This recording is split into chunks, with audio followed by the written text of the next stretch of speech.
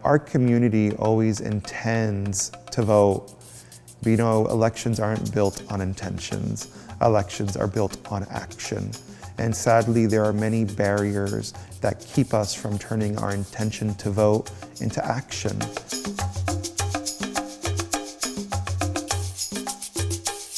What's your name?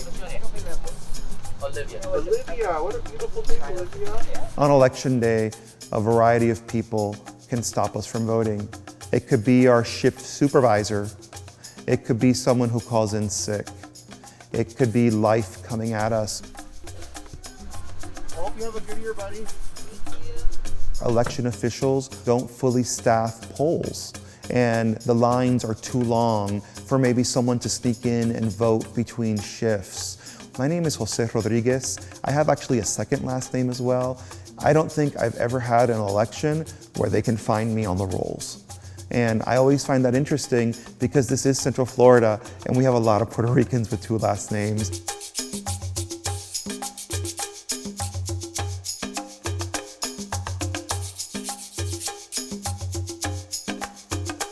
Florida has been uniquely troublesome for a long time. Look at our elections. They're razor thin. When your elections are that tight, any problem is a huge problem.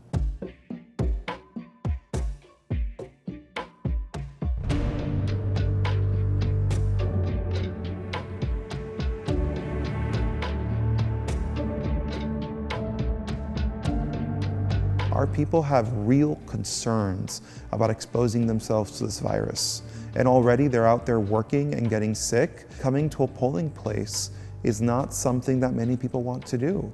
As accessible as mail-in voting is, there are still obstacles. I grew up in a nuclear family. I had a mom, two brothers. My parents worked in hospitality here in Orlando. My father always had the two jobs, and my mother first worked in nursing homes. They raised us up to be hardworking, civically engaged. I remember as a child, every single election, I would go with my father or mother to vote.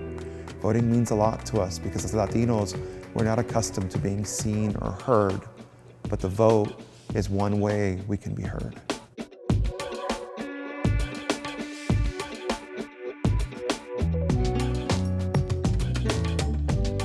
Very few people are accustomed to mailing physical letters nowadays, so I challenge anyone to find postage stamps in their home.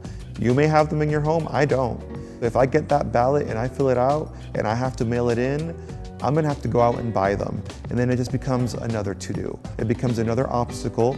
Our concerns were very much directed towards problems that we have found in vote by mail in the past. For example, the group of people that we brought out to vote in 2018, we found that over 150 of their votes by mail were not counted.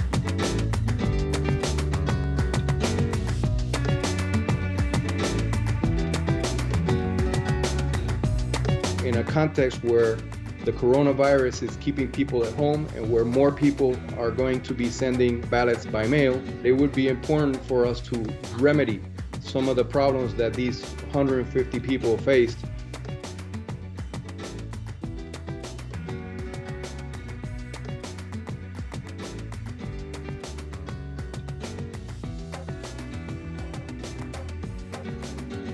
It's great and all that the state of Florida has agreed to do this for the people, but the reality is, in a place where every vote counts, we know that not everyone knows that these accommodations have been made. They don't necessarily know that they can drop it in the mail without a postage stamp and it'll get counted.